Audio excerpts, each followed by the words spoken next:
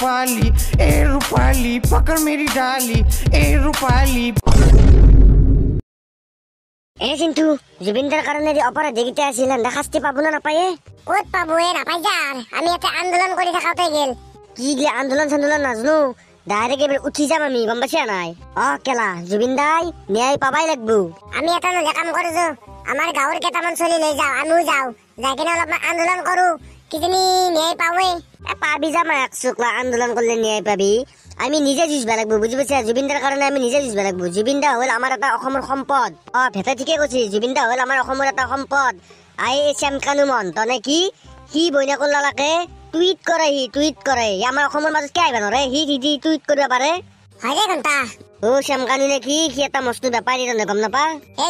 গম পা তার কথা নাজনিম নে আৰু হে ভেটা আৰু চিন্তু দেৰি নকৰো যাই থাকো যো আন্দোলন কৰিব লাগবো ভিতৰত আছো মাতো গম পাইছা নাই যো এইবাৰ গলে সিদ্ধা চাওত নাই সব বুকে মাৰিম ঘন্টা জুবিনদাক গেলে কিমান মনত পৰি আছে ভগৱান এ জুবিনদা হাও ই কি কৰিছে এতে তবলা কি কৰিছে এতে হাও তই দেও নাই কি কৰিছে এতে কি কৰিবি কাস্তি জুবিনদাক লাগে মনতে পৰি থাকে দেখোন মোৰ মনত পৰি থাকিলে কি বুৱাই যো আমি ওলাই যাও তো মাত লাগবো জুবিনদাক ন্যায় দিবে লাগবো আমি চিন্তু কি কৈছে শুনছে না জুবিনদাক ন্যায় দিবেই লাগবো ন্যায় পাবাই লাগবো জুবিনদাক নি কিনে যোনে মাছছি যোন মেনেজমেন্টে মাছছি সেইগিলাখান আমাক গোটাই লাগবো আমাক গম পাইছা নাই এই ফেচবুকত ইনষ্টাগ্ৰামত পোষ্ট দিলে নহব আমাক ওচৰত লাগে হেন্দক কাস্তি তই ঠিকে কৈছে যৌ মাত পে লাগবো আর টাইম নাই আজি 10 দিন হয়ে যাবো গম পাইছা নাই আজিক লাগি ন্যায় পাওয়া নাই জুবিনদাই আমার কিমান ভাল কাম কৰি থৈ গৈছিল আমাৰ অসমৰ কাৰণে কিমান গান গাছি হিচাপ নাই কিমানটা ভাষাত গান গাছি কিন্তু আজি বেচেৰাৰ এই অৱস্থা তাৰ সেইকাৰণে কৈছো জুবিনদাৰ হকে আমি মাত পে লাগবো আমি ওলাই যাবাই লাগবো আমি চেংৰা কেতিয়া গম পাইছা দেৰি হব বল এটা কাম কৰ যো ভিতৰত দাসত টাকা গেলি যাও যৌ ভিতৰত দাসত লাগাল পাম নে তাতে পাম যো তই নেতেই ৰখ মই ভিতৰত দাক মাতিলে যা এই ভিতৰত দা কোন চোৰ জলকা আছে নো এই ভিতৰত দা মই তবলা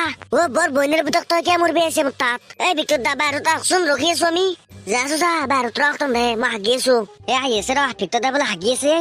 দে আমি ৰখছো দে অলপমান ঘন্টা জুবিনদাক ন্যায় দিবই লাগবো দেই এই শ্যাম কানু মহন্তক যদি পালো হয় তাক হাৰা মুৰা চিঙি পেলালো হয় মই চিঙলো হয় মই সুধাই দিম নেকি কে মাতিলে কো হাও তই দাও বহুত গীতে আছে এই ভিতৰত দা আমি অলপ কামৰ কাৰণে আছিলো আপোনাৰ তাত কাম কি কামাই কি কাম মানে জুবিনদাকতো নিয়া নাপলাকে তাৰ কাৰণে আমি এখন আন্দোলন কৰিব উঠিছিলো মই আছো দে তোৰ লগত জুবিনদাৰ কাৰণে মই আছো দেই এই ভিতৰত দা কালিক লাগি আমি আন্দোলন কৰিব যাম আজি অলপমান কম চলি আছোতো সেইকাৰণে আজি নাযাও গম পাইছি মই কেইটামান চলি যোগাৰ কৰো আৰু বাবা হ'ব দে আৰে ভিতৰত দা আজি লাইভ আহি কিনে আপুনি অলপমান ধমকি দিব গম পাইছি না আজি মোৰ লাইভ অহাৰ কথাই আছিল জানো আজি তাৰমানে অলপমান কাম আছে মোৰ জুবিনদাৰ হকে কব লগা ভিতৰত দা যি আছে তাকে কব আৰু শুনুক আমি তাৰমানে একদম এটা ডাঙৰ মানে আন্দোলন কৰিম বুলি ভাবিছো কাৰণ ন্যায় দিবই লাগব জুবিনদা আমাৰ সম্পদ হয় এটা অসমৰ গম পাইছি না আৰে ভিতৰত দা আপোনাক লাগবই আমাক মই আছো মোৰ লগত সদায় আছো জুবিনদাৰ হকে মই সদায় আছো দেই দেখ তেতিয়াহ'লে ভিতৰত দা আমি যাওঁ দক এতিয়া আপুনি ৰাতি লাইভ আহি কিনে কৈ দিব কথাখিনি বাবা যা মই কম যা কালিক লাগি আন্দোলন কৰিব যাম দাদা আহিব কিন্তু আপুনি নাপঢ়িব যাম যা এই তবলা যাৱা ভিতৰত দা আপোনাক আমাৰ প্ৰয়োজন আছে